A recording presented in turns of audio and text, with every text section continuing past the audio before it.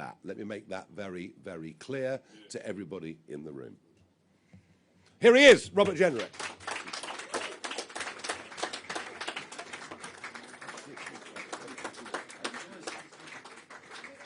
I just know where you've got to. I want to be changed your mind. I'm getting a bit worried about it, to be honest with you. Here we are, the scrum. Come on, guys. Both to this one, please, guys. Okay, yeah, don't worry, you'll all get a go. Thank you. Nigel, just come this Yes, way. okay, no problem. You'll all get a go. We're very generous people. Over here, please, Jen. Okay. Just here as well, please, gentlemen. Yeah. Thank you. And a bit of please. Yes. Thank you. Yes. Yeah. Right. You've had 2 goes. Marvellous. Here we go. Very good. Thank you. Well, good evening, ladies and gentlemen. Thank you, Nigel. It's time for the truth. Britain has been in decline. Britain is in decline. From 1970 to 2007, real wages went down by 1/3 every 10 years. Since then, they flatlined. At the turn of the millennium, the average Brit was earning more than twice as much as the average Pole. By 2031, we're on track to be poorer. Outside of London and the southeast, our economy is closer to Bulgaria's than to Germany's. Today, 18 to 30-year-olds are the first Britons to earn less than their parents. Houses cost more here than in any other OECD country. We have the highest energy prices in the developed world. Our heavy industry has more than halved since 2003. Our service sector is exposed to AI. 1 in 5 working Brits are now not working at all. Our debt is the highest it's been since the 60s. Our tax burden, the highest since the 50s. We're spending more on debt interest than on defence and schools combined. In 2012, 1 in 20 people who went to A&E waited more than 4 hours. Now it's 8 times that. 1 in 5 school kids are persistently absent. 93% of crime goes unresolved. The courts are backlogged. The prisons are overflowing. Our army is the smallest it's been since Napoleonic times. 193,000 people have come here on small boats since 2018. Last year, 1 illegal migrant raped a 12-year-old girl in Nuneaton. Terrorists have broken into Britain on small boats. And we're living through the most profound change to our population in our nation's history. Net migration is 100 times higher in the 25 years after 1997 than in the 25 years before it. 1 in 5 in Britain weren't born here. Many are not working or are doing low-paid work. Just 1 in 20 of 2022's migrants were net contributors. Countless communities in less than 25 years have become totally unrecognisable. The police, as we've seen this week, can't even police some of our largest cities. Now, my constituents in Newark feel this decline every day. It's a great historic town. It is the honour of my life to represent it and to represent them in Parliament. They are the best of our country. They are men and women who are getting up at 6 o'clock in the morning, 7 a.m, out the door, to work in distribution centres and factories, grafting all week, but finding nothing left over for something nice with the kids on the weekends. Their bills, their taxes are surging.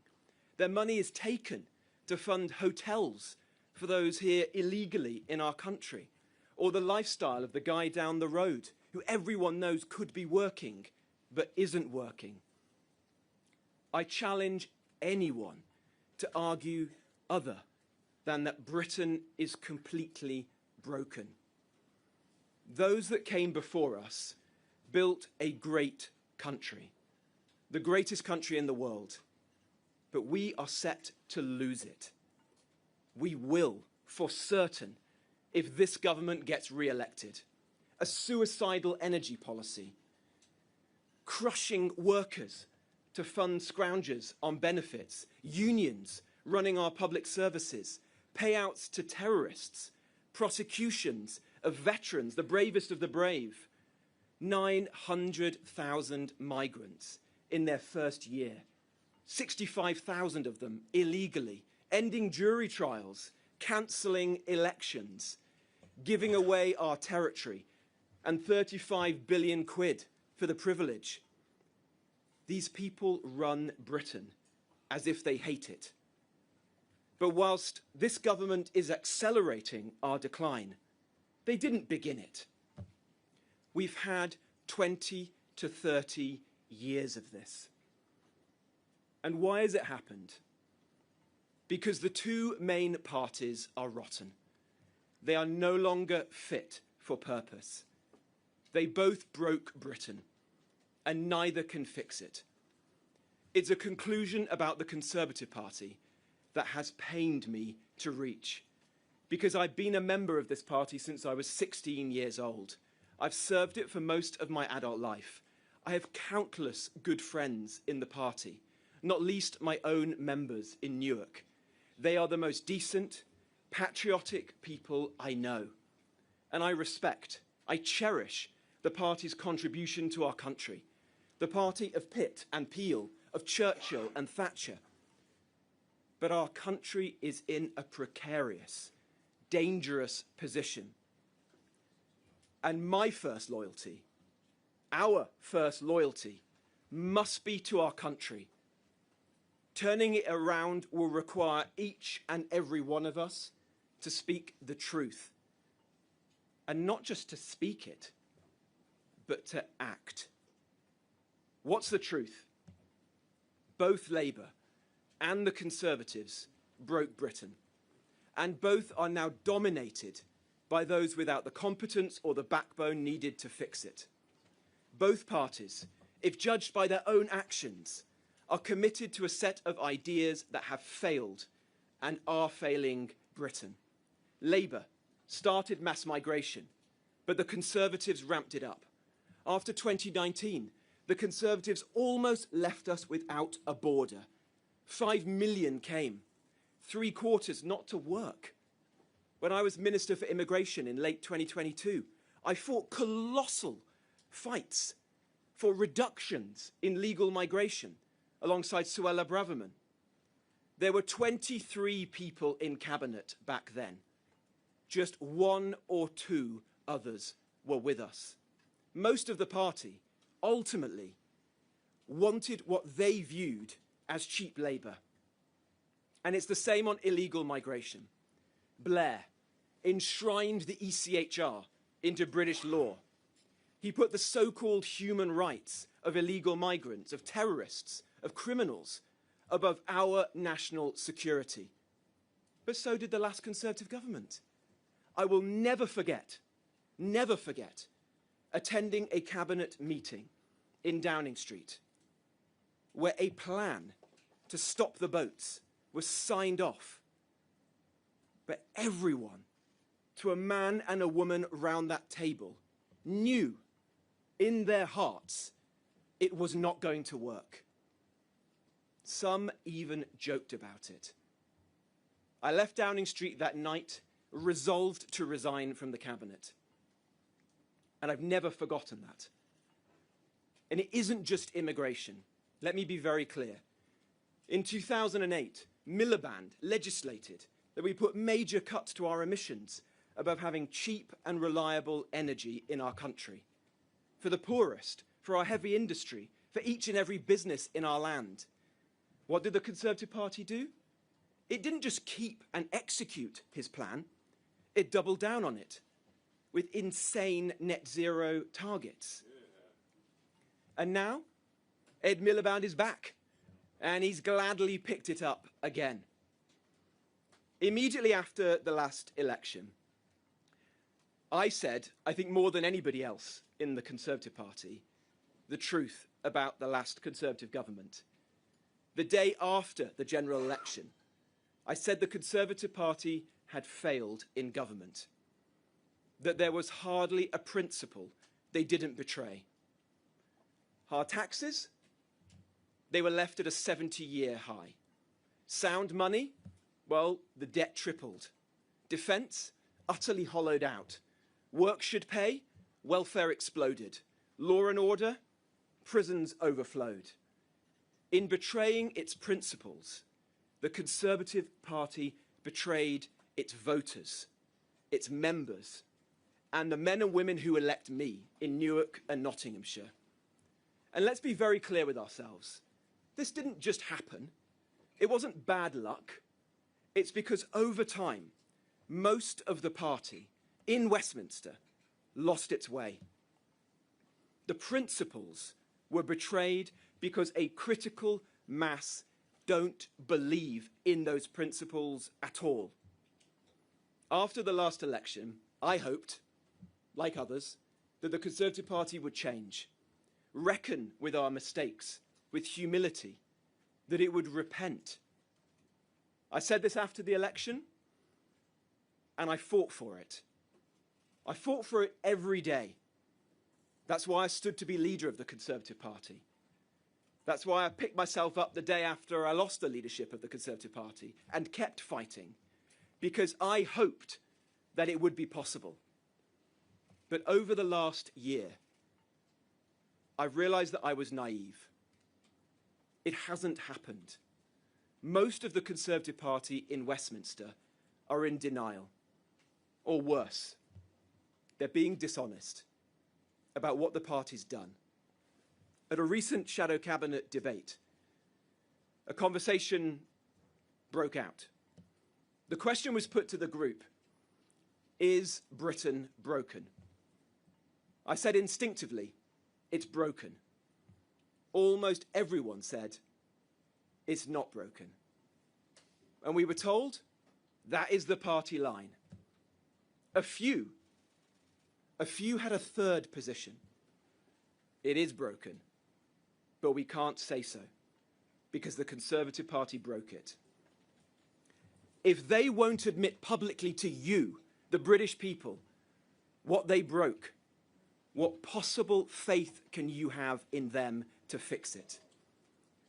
The Conservative Party in Westminster isn't sorry, it doesn't get it, it hasn't changed, it won't change, it can't change.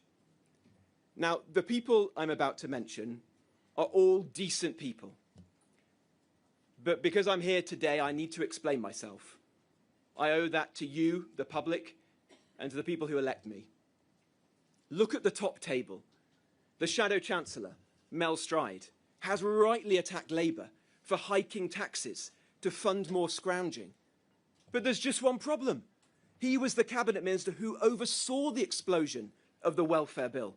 And it was him who blocked the reforms that are needed. Priti Patel, the shadow foreign secretary, created the very migration system that enabled 5 million migrants to come here, the greatest failure of any British government in the post-war period. When asked about this last year, she defended her actions. She doesn't believe she did anything wrong. Now look, I respect Kemi, but I don't trust the Conservative Party on immigration. Just 2 current Conservative MPs voted with me against the fraudulent plan to stop the boats. 2 out of all the Conservative Party. Last year, I said the rape gang disgrace was in part because people with medieval attitudes towards women and girls had been allowed into our country. Would you believe it? Several Conservative MPs complained about me for speaking out. They said I was wrong, and I shouldn't be saying that about the record of the last Conservative government. Over Christmas, I instinctively saw the news that the anti-British, anti-Semitic terrorist sympathiser, El Fatah, coming here to live in our country. and enjoy the generosity of our people was wrong, and I spoke out against it. Let me tell you, several figures in the Conservative Party were angry at me. They said, and I quote, "It exposed the party to criticism for having granted him citizenship in 2021. The fact is the Conservative Party is so compromised that it cannot speak for the country. It cannot oppose Labour's madness. It is not fit for purpose. So yes, I'm glad Kemi has made getting rid of the rule of European judges Conservative Party policy. But I know better than anybody else, from the leadership campaign, at least 2/3 of Conservative MPs oppose this. They told me that privately. Some of them said so publicly. There have been no Damascene conversions. There's not a traffic jam on the road to Damascus. Over the last few weeks, in meetings and in calls, I told Kemi and her team what I've told you all today. The Conservative Party needed to change fundamentally, starting by acknowledging the state of Britain and owning up to the role we played in getting Britain to this point. I respect Kemi, but on all those issues, we were in different places. Let me be clear, they've doubled down. I can't kid myself anymore. The party hasn't changed, and it won't. The bulk of the party don't get it. They don't have the stomach for the radical change that Britain needs. In opposition, it's easy to paper over these cracks, but the divisions, the delusions are still there. And if we don't get the next government right, Britain will likely slip beyond the point of repair. Everything is on this. Everything is on this decision. I can't, in good conscience, stick with a party that's failed so badly, that isn't sorry, that hasn't changed, that I know in my heart can't deliver what's needed. That is why I resolved to leave. Because Nigel has stood consistently and very often alone for what's needed. Ending mass migration, for cheap energy, for cutting waste and taxes and red tape. Now, I don't agree with everything that he's ever said, and he definitely won't have agreed with everything that I've ever said. But in retrospect, I see that in this period, when two main parties were failing Britain, Nigel was all too often a lone voice of common sense. When the first boat started crossing, who was in the channel saying that it was outrageous? They laughed at him. Well, they're not laughing now. Nigel has stood for the real change that we need now as a country for over a decade, frankly, for most of my adult lifetime. If anyone puts party allegiance, personal ambition to one side, he is obviously the right person to lead the movement for change Britain needs. Recognizing the situation our country is in, I reached out to Nigel in September. I could see then the Conservative Party wasn't changing, couldn't fix Britain. I didn't know that I was going to defect. In fact, we didn't discuss that. I just knew the responsible thing to do, the honest thing to do for me, was to explore all options. From the conversations that we've had since, quietly, and from what I've seen Nigel and Richard and Zia and Lee and Danny and Sarah say and do publicly, I am convinced that Nigel and Reform will deliver the real change we need. Nigel knows, Reform knows, the extraordinary challenges that Britain faces require a comprehensive plan to turn our country around. That'll be a major priority for this year. As Nigel has said, we will set out to build and recruit the team needed to execute that plan. Yes, A few people will come from parties who have realised that those parties have lost their way, who unquestionably back the real change the reform will bring. But far more importantly, people will come from outside of politics, people who've done great things in business, in our schools, in our hospitals, our prisons, our armed forces, people the two political parties have locked out and ignored for far too long. For all those reasons, today I am proud to join the more than 270,000 people who are members of Reform UK, to back Nigel, to join this incredible movement, a national movement that will pool Britain's talents, experience and expertise, put previous differences to one side and deliver the real change we need. Turn our country around. At this hour, with Britain on the brink, in real danger, this is what we must do. If you agree with us, don't sit on the sidelines. Britain is broken. Britain needs reform. And reform needs you. Thank you all very much indeed.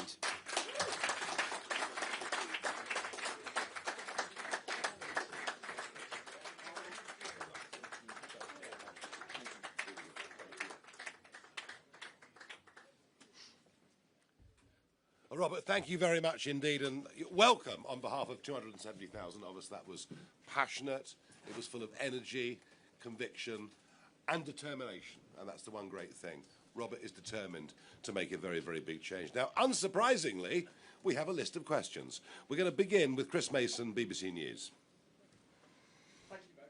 Chris Mason, BBC News. Just so we can clear a few things up, when did you resolve to make this move? Because your new party leader was saying that perhaps as recently as this morning it was 60-40 as to whether or not you wanted to defect. And here you are, you were late to your own defection. So precisely when did you make that jump, particularly given how scathing you've just been of former colleagues that you were sitting around the shadow cabinet table with just yesterday, and so address their argument that says that this is a spectacular act of treachery. And to you, Mr Farage, the critique has become familiar with the pattern of defections that reform is becoming in the eyes of some Conservative 2.0. Given you've just recruited yet another former Conservative and yet another former Conservative minister who was in a government that was spectacularly thrown out by the British people, convince our audience that you're not becoming Conservative 2.0, because that's increasingly what it looks like, isn't it? Well, I mean, one thing Robert Jenrick has done, he's actually said in the last few weeks that he's ashamed that Al-Fatah got citizenship back in 2021. It's funny how a lot of roads lead back to James Cleverly, but hey. And he said, you know, he literally, you know, he's in sackcloth and ashes over what they did. Why do I trust him and not many of the others? Because he resigned from the government over this, knowing that Rwanda was a farce, all the while we were stuck within the ECHR. And that was the moment at which I thought, this guy actually has changed. You know, before that, we'd have disagreed, you know, a decade ago on many, many things. We are, by the way, there are plenty that want to come that we don't want, but we're bringing people who can add. And I've said to you already, if people want to come, they better let me know soon, because after May the 7th, the doors are closed. Doors for defections are closed after May the 7th. May the 7th is this vital, pivotal, most important electoral moment between now and the next general election. And you might have seen yesterday, Chris, that a Green councillor joined us, and there'll be a well-known Labour figure that joins us next week. So it isn't just Conservatives, but the reality is that we are replacing the Conservative Party as the opposition to the Labour government in this country. Very good. Well, Chris, let me answer your question. Look, I gave this a great deal of thought, as you'd expect. This is a party that I joined when I was 16 years of age, just after the 1997 general election. And believe me, there weren't many Tories in Wolverhampton in 1997. And I've stood by the party ever since, through good times and bad. And I've been on a journey that a lot of people in the country have been on, frankly, where they've seen over time the failures of Labour and Conservative, the country progressively getting into a worse and worse situation. I walked into a Home Office in the autumn of 2022 that was in ashes, that literally could not deliver the most basic function of the British state, securing our borders. And I worked as hard as I could to improve that situation.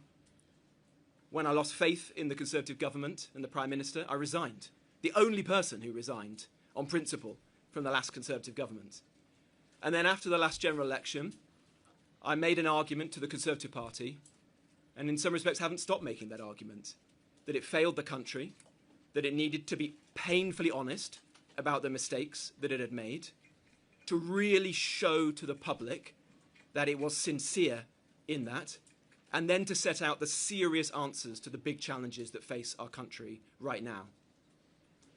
Over time, I've come to the painful conclusion to me that the Conservative Party is not sorry, or at least many in Westminster are not sorry, can't change and won't change, and that I would be letting down the people that I represent in Newark and the country, frankly, if I put my own personal ambition.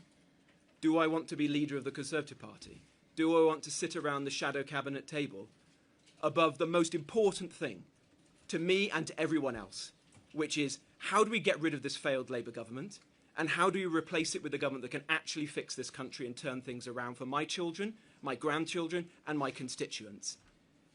And yes, I have resolved to do that. I resolved to do that some time ago.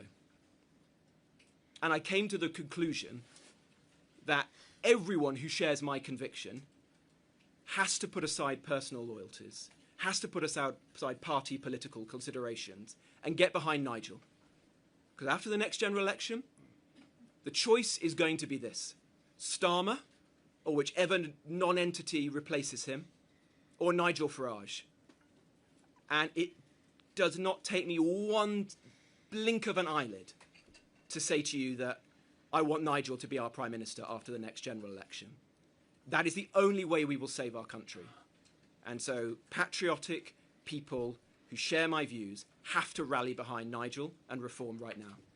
Right at the moment, Rob is favourite to be the next Conservative leader. Well, I'm not sure about that right now. Well, you were this morning, after the May the 7th catastrophe. I don't think most journalists in the room have understood what May the 7th actually means for the Conservative Party, and interestingly, for the Labour Party as well. And he's given up that opportunity to come and do this, and I'm thrilled. Christopher Hope, GB News. Chris Hope, GB News. To Robert Jenrick first. What's the deal? Politics is about deals. Have you been promised a job by Nigel Farage, maybe Shadow Chancellor in your party? And how are you feeling? You sound emotional. I remember you campaigning in Newark against against Nigel Farage back then in UKIP. I mean, it's a big political journey you've been on. How are you feeling today? And to Nigel Farage, to you, how should Reform voters trust you? You're bringing in these senior Tories from a party you spent years attacking. Are you losing trust by doing this? Well, Chris, let me go first. Nothing has been offered. I've joined this party as the 270-something thousandth member, and I'm proud to do so. And to work not just with Nigel, but with a set of people I've come to know over a period of time, some for a very long time, like my constituency neighbour Lee Anderson, others like Richard and Sarah and Zia, I see Layla over there, who have built this party from nothing. And I'm just here to play my part, to lend my support and experience to making it the greatest success that it possibly can be for the sake of the country. Yes, it's a sad day for me to leave a party that I've been a part of for so long. It's sad also because I know there are very good people within the Conservative Party. There are good members of Parliament. There are good councillors. There are good members of the party. More than anyone in the current Conservative Party, I went around the country meeting them. Last year, I did over 100 events. I met more Conservative Party members than anyone. I know their views. I know their frustrations, not just with the state of the party, but above all with the state of the country. And so my message to them is Reform is here for anyone who shares this conviction that the country needs to be fixed and turned around. And we can't let party loyalty get in the way of fixing our country. That's what really matters. I believe today's a big day, Chris. in the realignment of the genuine centre-right of this country. I think Rob Cumming will bring a lot more people and voters to us. I think this is actually a very big moment. And that's why we talked about it for a long time. And as I say, you know, going back perhaps a little bit to Chris Mason's question earlier, you know, we'd agreed in principle this would happen, but it wasn't going to happen today or tomorrow or next week, and it might not have happened because deals, you know, all the time in life you talk about deals, they either come to fruition for a variety of reasons or they don't. He will be joining our frontline team. You will see over the course of the next few weeks, jobs are allocated to very senior people within the party. It's part of our evolution, part of our structure, part of what we're going to be presenting to the public. And what does he bring to us? Frontline experience. Our biggest weakness is we haven't had people who've actually been there, in cabinet, in number 10, understand how these things work, understand, frankly, what some of the barriers. So understanding how the system works, maybe understanding why the system doesn't work, because they've seen it at first hand. So they bring experience. And in policy terms, there is no question that Generic and I are on exactly the same page on virtually everything today, if not always, in the past. Thank you. Rob Powell, Sky News.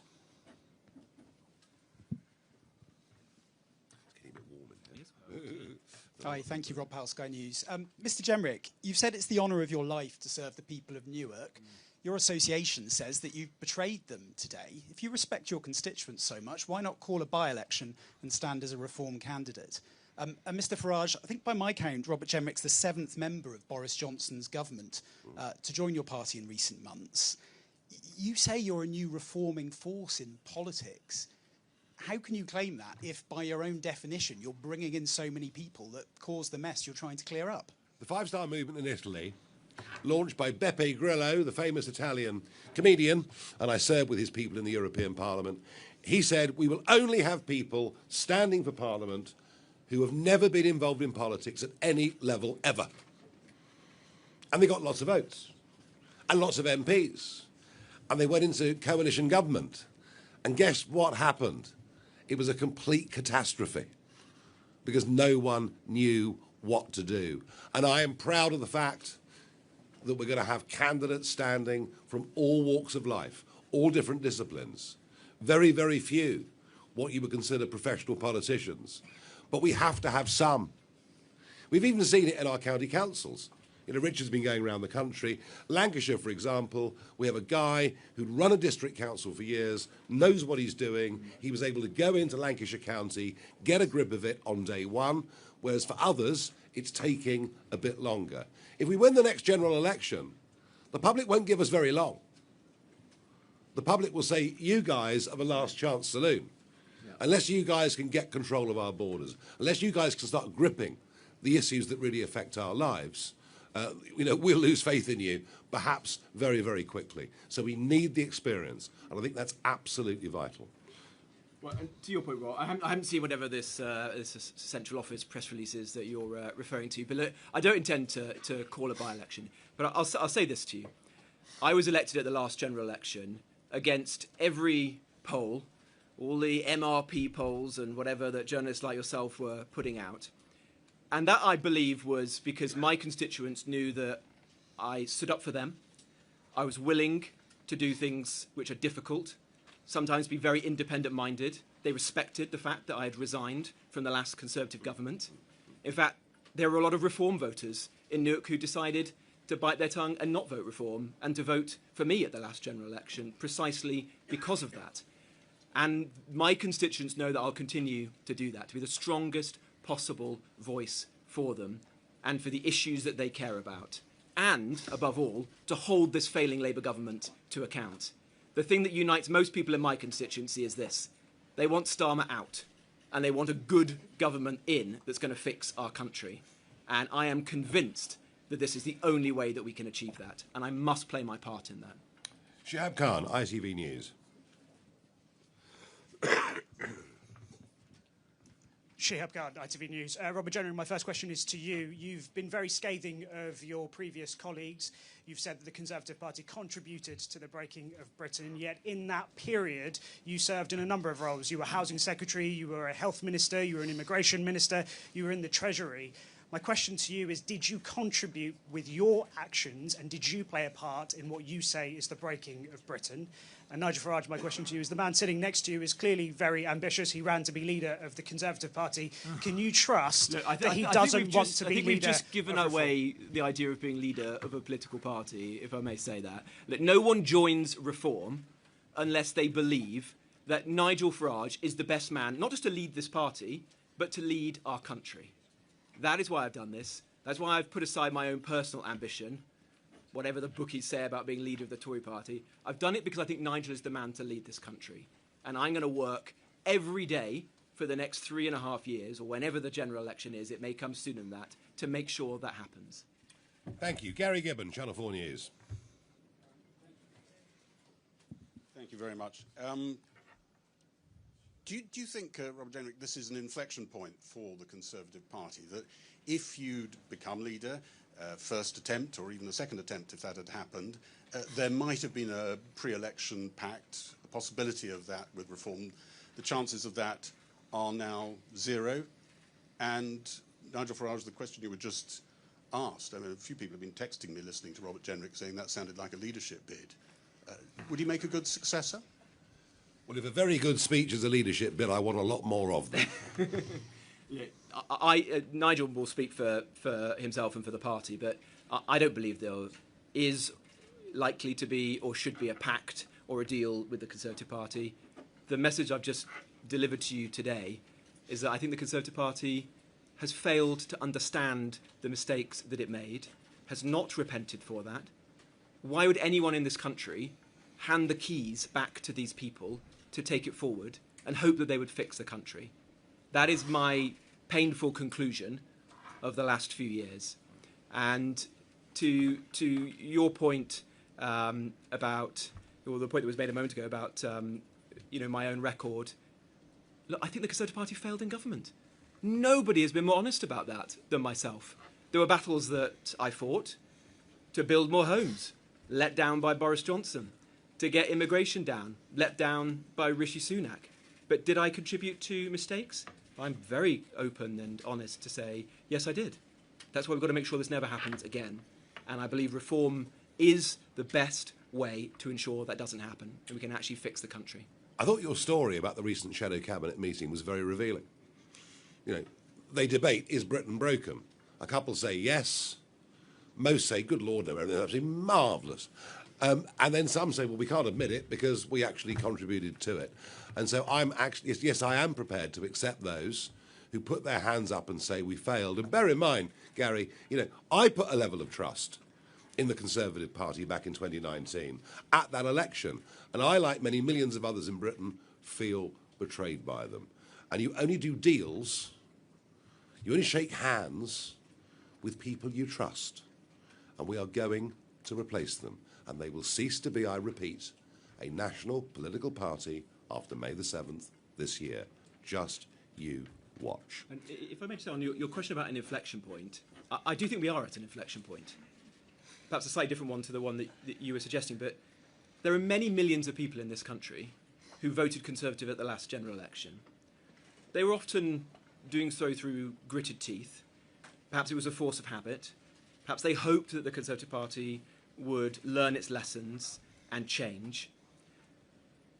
My message to those people is you need to rally behind Nigel and Reform now, because it is the only way we will get rid of this failing Labour government, and it is the only way that we will get in a government that is capable, has the will and determination to actually fix the country. And that, I'm afraid, does mean the end of the Conservative Party. It means people who share our values coming together to support this man and to make sure that he's our next Prime Minister. Yeah, they're going the way of the Liberal Party in the mid-1920s. That's actually what's happening before our very eyes. Martina Bett from The Sun. Thank you very much. Martina Bett from The Sun. Robert, I was wondering if you could give any more details on how the events this morning unfolded. How did you get caught? Tory party chairman Kevin Hollinrake says that it was someone of your inner circle that sold you out. Who was it? Any details on that would be good. Thank you. Look, honestly, I'm not in the slightest bit interested in who might have said this or that. Why don't you go and ask Kevin Hollinrake or Kemi Badenoch what they have heard on the grapevine. No one does this lightly. I've been a member of this party since I was 16 years of age. I woke up this morning as the Conservative Home Poll's most popular shadow cabinet member, exactly. The bookie's favourite to be the next leader of the Conservative Party. Do you think you do this lightly? No. I did this having given it the greatest thought about what I think was best, not just for me personally, but actually for the country. And that is what matters today. How do we ensure that we fix our country? And there may be some people in politics, many in the present Conservative Party, who don't think Britain is broken, who think that everything's going to be all right. I don't think that. And I would be letting down the men and women that I represent if I said to them, you've had 2 or 3 lost decades where your wages have stagnated, your kids can't get on the housing ladder, the NHS and our public services are failing, migration is through the roof, crime is getting worse and worse on the streets. But you know what? I'm just going to sit back and allow us to waste another decade, 2 more decades. No, I'm not prepared to do that. So today was a difficult decision for me.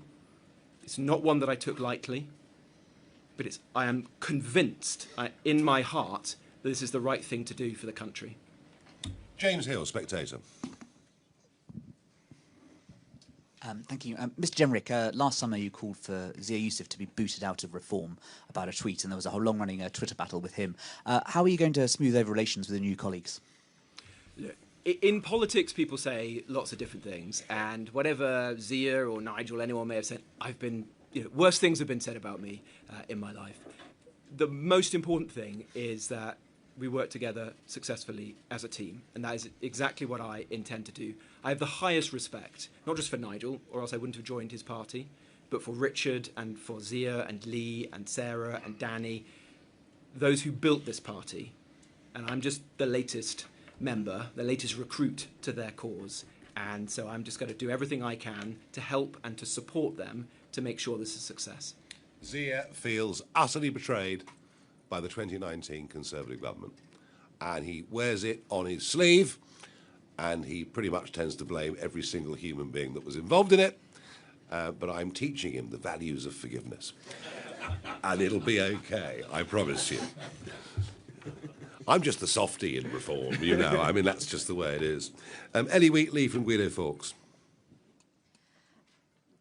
Farage, if Kemi Badenoch has a change of heart and decides to defect, would you let her into Reform too? And Jenrick, if you had to put a number on it, how many Tory MPs do you think will follow you to Reform? Well, not the Lib Dems. There's about 70 of them are Liberal Democrats, so they wouldn't come, would they? Look, let's just wait and see what happens. Let me just reiterate the point that I made a couple of times. If there are Tory, Labour figures out there that want to come to Reform, don't think you're joining us on the back of a massive success on May the 7th. Come and join us and help us in that journey to make May the 7th the big day. All right? So that's the very, very simple message. It was said during the war that if Hitler landed in a parachute on the lawn of number 10 Downing Street, that Churchill wouldn't have a clue what to do. And you just asked me a question that I can't really answer. I don't think Kemi Badenoch is going to be applying to join Reform UK. I don't think she's my biggest fan. It simply isn't going to happen. And anyway, she's going to be leader on May the 7th, so she won't qualify, will she? Right, fine. Let's go. Lucy White, Bloomberg.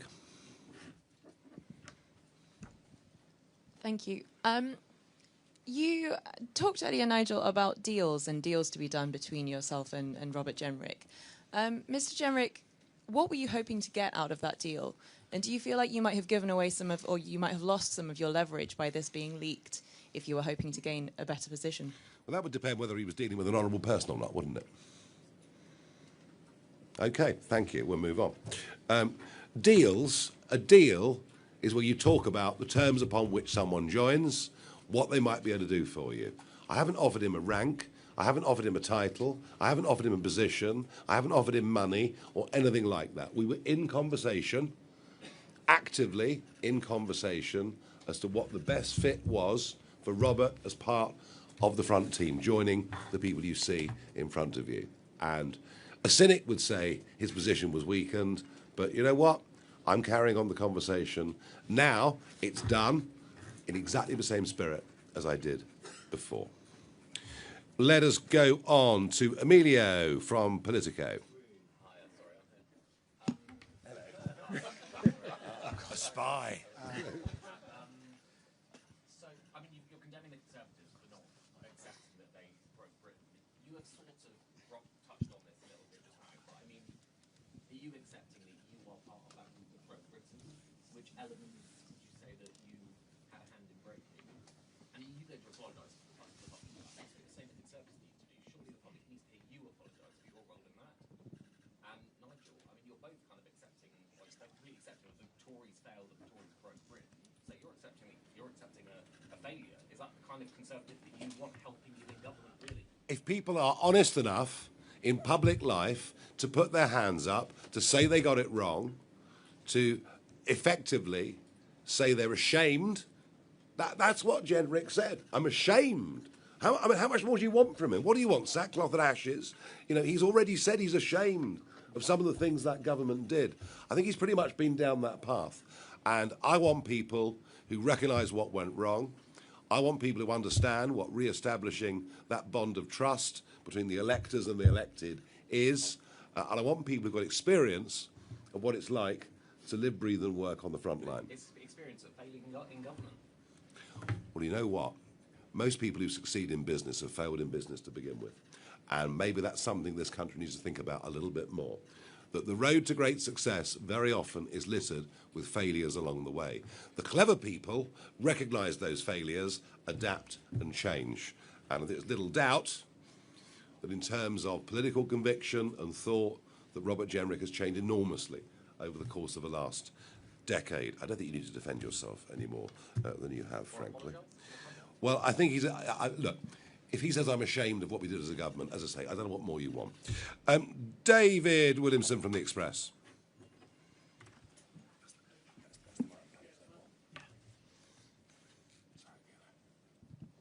Thank you.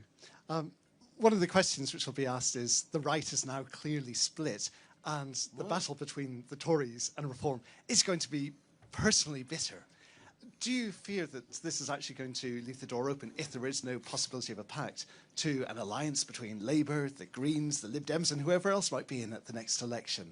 And just lastly, we've obviously seen the entry into Reform of people who were devoted fans of Boris Johnson. Would you like to see the blood bombshell here? I don't think after the Boris wave that's very likely, do you? And if you say the right is split, I'll tell you this, David, it's a lot less split this afternoon than it was this morning. And it wasn't especially split this morning, given the very big gap that's been there now for 6 months in terms of support between the Conservative Party and us. And much of that support for the Conservative Party comes from people who are busy with jobs, mortgages, 2.3 kids and a dog. And their news intake is a few minutes a day or week.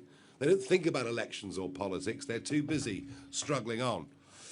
But when they come to see that actually we genuinely are the only people with a chance of turfing out Starmer or whoever succeeds him, you will see a lot more of those supposed Conservative voters coming to us.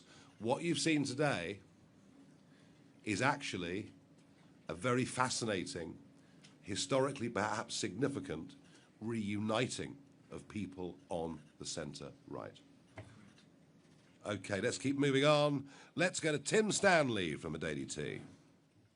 I've had a sex change. OK. Actually, Camilla Tominey from the Daily Tea. Can you just clear up, Mr. Jenrick, the timeline on your defection? Because I wrote a column about this on Friday, and there was an exchange of messages with, let's call it sources close to you, insisting that you were never, ever going to defect.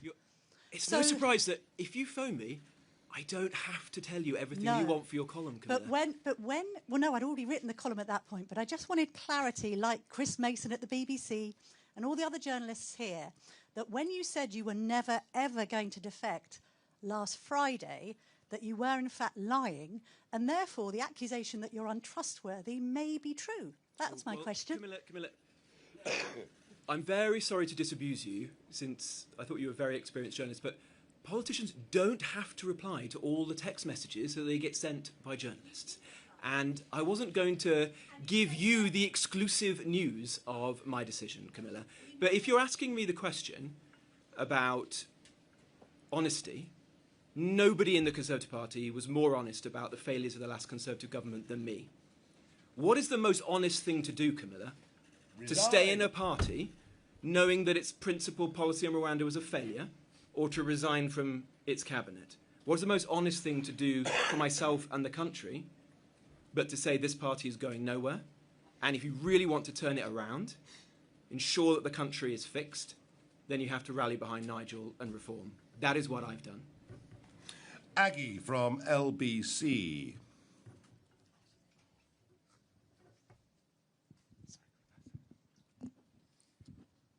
Thank you very much, Aggie from LBC. First to Robert, has your dream of becoming a party leader completely gone, or do you think at some point when, or if, Nigel Farage retires, you might have that dream once again? And also, what happened I thought I got away from all the leadership speculation. What happened to the person If one good thing came about today, it was that. What happened to the person who left that speech lying around? Do they still work for you? And finally, to Nigel, isn't it embarrassing that last year you said Robert Jenrick is a fraud? I've always thought so. And have you guys had to talk about that? No, we haven't really, because I did think that for a very, very long time. I wasn't sure that his conversion was genuine. I thought perhaps he was doing it for political advantage within the Conservative Party to become leader. I had my doubts, but I've begun to believe since the summer that actually this guy has been on a genuine journey, is viewing the country very differently. And as I said earlier, the thing that really swung it for me is he was the only principled resignation from the last government. And when people who fought very, very hard to get into Parliament, to rise up the ladder into ministerial position, senior ministerial position, for people to resign on points of principle, there are very, very few, I tell you what, Aggie, there are very, very few people in public life who do that these days. And that's what convinced me that this guy was in the same camp that I'm in. And look, nobody leaves a party which they're the bookies' favourite to be leader out of ambition. You do this out of conviction. I've done this today because I'm convinced it's the right thing to do for my constituents and for the country. And that's it. Thank you. Max Kendick from The Times, please. I'm not interested in that. That doesn't matter. Max from The Times. Thank you, Nigel. This defection, the Tories say, wasn't meant to happen for a while, and there was some grand plan up your sleeve to have some kind of disruptive event for it to happen. Instead, what was that? And Robert, you failed to become leader of your party, and now none of your closest Tory allies have said they're following suit with your defection. Has this been a bit of a botched operation, or are you going to trigger a whole chunk of more defections? If I'd planned a disruptive event, I cannot imagine I could have stage managed it better than Kemi Badenoch has managed to do for us today. This is a supremely disruptive event. I've talked over the years, in different incarnations, to many people about joining, whether it was UKIP or the Brexit Party or Reform, elected politicians. I had some defections back in the UKIP days. Do you know what? I had a lot that I thought were over the line and at the last minute didn't happen. So, yes, we were in advanced talks. Yes, I was keen to get Robert on our team. And yes, we thought and wargamed what we might do. But it's never done until it's done. But Kemi's helped bring us together. Isn't that wonderful? Very good. Sorry, what's your question to me? No, I don't know. That's up to them, isn't it? Obviously, it's ultimately a matter for Nigel and the party to decide whether they want them or haven't not. got long. Deadline. There are some good people in the Conservative Party, and if you share our conviction, then Reform obviously welcomes people. There could be a queue downstairs as we speak. I don't know. Let's go to Helen at PA Media. There's about 5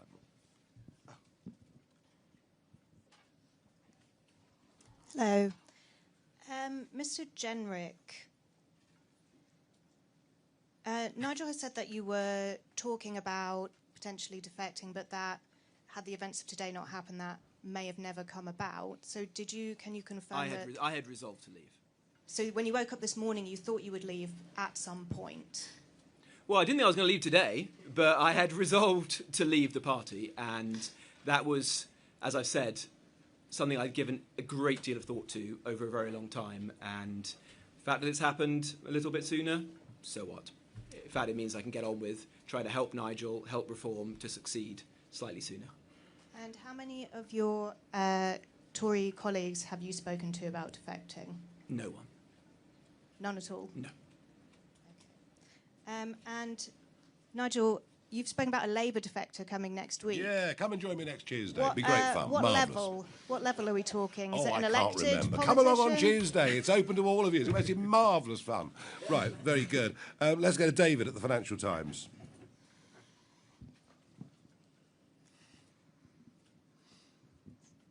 Hi there. For Robert, first of all, you've spoken quite glowingly of Reform and of Nigel today, but no political party is fully formed. They always evolve. So what one political change would you like to see within Reform before the next general election? And for Nigel, you've put this deadline on people coming across before May 7th. Are you hoping at this point to trigger a tsunami of defections? Well, I think we're putting a message out, aren't we? That we want people, if they're thinking about joining us, we want people that join us to add to what we do, and adding would be putting the shoulder to the wheel. And despite whatever the cancellations are, that we'll finish up with, there are still going to be a vast number of elections, thousands of seats, probably even with cancellations, 4,000 seats up for grabs on May the 7th. So if you want to come and join us, come and chat to us. There's no guarantee we'll accept you. We've rejected several. We really have rejected several that we just did not think would fit.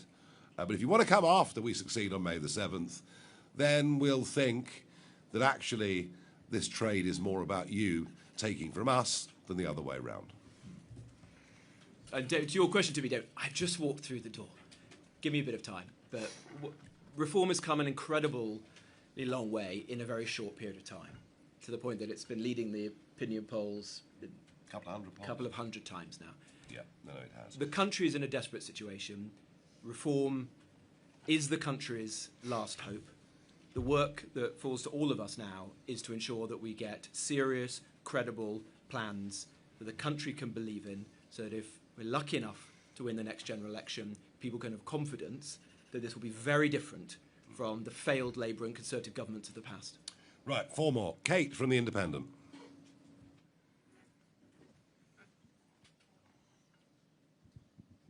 Hi, Kate Devlin from The Independent. Robert, you've talked a lot about being honest with the British people. So actually my question is to Nigel, if he's honest about the limitations and things that he doesn't like in Reform, will he be allowed to say so, or will he have to toe the party line? Oh no, anybody can come and say anything they want to me. The only rule I have as leader is that we have our disagreements, we have our arguments, we have our rows behind closed doors. I meant in public. Or maybe over a glass or something afterwards, I don't know. But we don't have fights in public, and people in politics who have fights with me in public generally don't tend to do terribly well. Let's go to Will from the iPaper. Hello, Will Hazel from the iPaper. Robert, you mentioned Damascene conversions earlier and said that the Tory party and your former colleagues hadn't had Damascene conversions. This is what another UK politician said about Damascene conversions last year. Don't forget, this is Robert generic, this is Robert the Remainer, this is Robert that don't stand particularly for anything at all, who suddenly appears to be on this Damascene conversion. That was Nigel Farage. Is that uncomfortable? And I said it with conviction, and I said it with passion, and I meant it. Is that Absolutely, I meant it. Is that but you know what? I'm allowed to change my mind. I'm allowed to watch the progression and the journey. And I'm a bit like Zia. I don't trust any of them naturally. They have to prove to me that they are genuinely repentant. And I think what this guy has done with the energy that he's put into his journalism, into his YouTube videos, into his speeches in Parliament, and talking to people who know him, as I've done, people who know him socially, But outside of politics, I'm convinced that he's not that same person, all right? I'm allowed to change. I promise you, I'm allowed to change my mind. Robert, is that uncomfortable hearing? Some of those comments are quite personal. Oh, please. This is politics. People say all sorts of things. It's a in rough old politics. game, you know. Right, moving on. Dave from the Mirror. Hi, thank you very much. Do you think your members will accept the man who opened all the hotels, all the asylum hotels, and who boasted about it in that quote? I that actually you, was, I was you the man shared, who, Mr. with respect, I was the man who closed 100 of the asylum I mean, hotels you and then very resigned very from the last famously said in Conservative government. 2022, I've procured more hotels. Mr. Farage shared that same comment and dubbed you a fraud as a result of it. Do you think your members will forget that? And is there a risk of this looking like someone who's trying to distance themselves from their previous actions? Dave, you know, I don't need people to join me for the sake of it. We've actually done rather well on our own, thank you. But I'm getting people in who are apologetic, indeed ashamed of what they've done in the past, recognise what went wrong, and are determined to get it right. Are our members prepared to forgive those that apologise for past errors and promise to put their shoulder to the wheel to help us and propel us forwards? I believe the answer to that is very firmly yes. Last question, Rowena from The Guardian.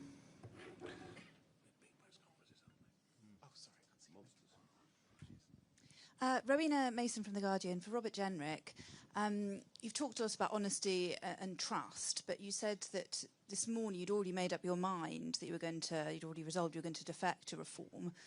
Would it then have been disingenuous for you to have carried on sitting in the shadow cabinet, knowing, taking in all that information about the Conservative Party, knowing that you were already going to go to a different political party? Look, these things are very difficult decisions. I had resolved to leave. I had conversations with Kemi and with her senior team over the last few days, and we discussed many of the things we've talked about today. I was clear about my concerns about the way the party was going, the failures to repent for the past, the fact that the top team was the same top team who broke the country, and yet we're now supposed to believe that they're the people to fix it. And there is an honest disagreement between the two of us. It's no surprise. Had I been leader of the party, I would have done things differently to her. She knows that. I'd made the decision to go. It's the right thing to do. Might have happened a few days later. I don't know. That doesn't matter. What matters now is this the right thing to do? Yes, 100%. And I'm going to put my shoulder to the wheel to make Nigel Prime Minister and get a government that can fix the country? Yes, every day between now and the next general election. My apologies. Tony from The Telegraph didn't come to you. Thank you. Tony Diver from The Telegraph. Mr. Jenrick, you've made the point several times that you've defected by putting aside your own personal ambition, but isn't the truth that you've jumped from a party that's struggling to recover from its unpopularity in government to a party that's led every poll for almost a year? Wouldn't it be more honest to say that even if this is a decision that you've made on principle, you stand to do quite well out of it personally? And on a similar point to Mr. Farage, you keep talking about a deal with Robert Jenrick. You don't. You do. You've mentioned a deal with Robert Jenrick several times. I was asked a question about it. I didn't mention it at all. But You know what you're getting out of this deal. What's he getting?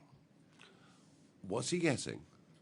He's getting a committed bunch of troops. He's getting an active People's Army, grassroots movement out around the country with a level of energy and optimism about changing this country that has not been seen in modern British public life.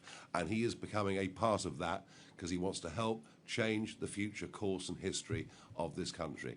So, yes, he has an opportunity with us to do something remarkable. What he's given up is the opportunity to be the leader of His Majesty's loyal opposition in the House of Commons. So on a personal level, he's given up quite a lot. And he will find working for us, working with us, a damn sight harder work than it ever was with the party he was with previously, I promise you. Was there one more? Yes, I apologise. I'm so sorry, Claire. That's okay. Mr. Jenrick, there are reports that you were going to bring over 2 allies with you when you defected. Are they true? I haven't spoken to. If you're referring to Conservative MPs, No one tells me about any of this. I haven't spoken to any other Conservative MPs, so that can't be correct. Right. Thank you, everybody. See you all next Tuesday. Very good. Thank you.